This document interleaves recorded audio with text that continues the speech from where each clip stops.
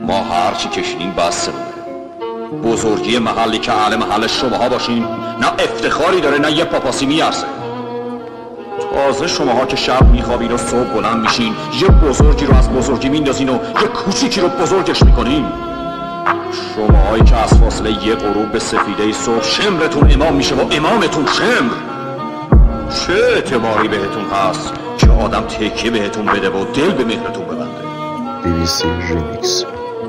اهالی محترم محل، خانومای آفتاب ندیده، آقایون سجاده نشین، آقا پسرای قد و باحشیت، این شما و این محل.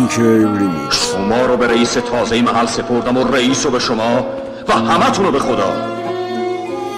دکترم بهم گفت کی حس میکنی که تنهایی.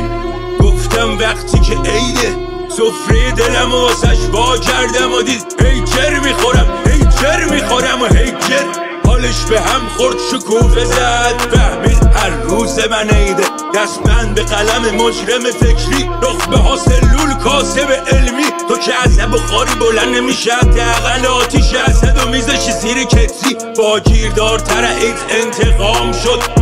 گفتن اعتراف کن مار پیله کرد اشتها شد. من با خودمم معذبم، به خودمم شک دارم مرددم. چرا فوش میدی میگی فوشم ندن؟ دایره لغات هر چقدر وسیع باشن توی مربعن. چاچوبا رو تو بشکن، من آدمیم که خیلی وقتا جرأت نکرد.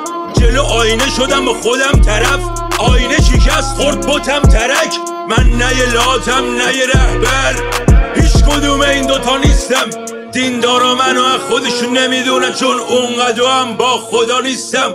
شکوندی هرچی بود پرد خوب لخت خون بست و سر و بچه بود. ساختی هر مشکلات وسط راه دور با یه نور خام و کور. ذره ذره را به زور میری با زخم پشت پات. غریب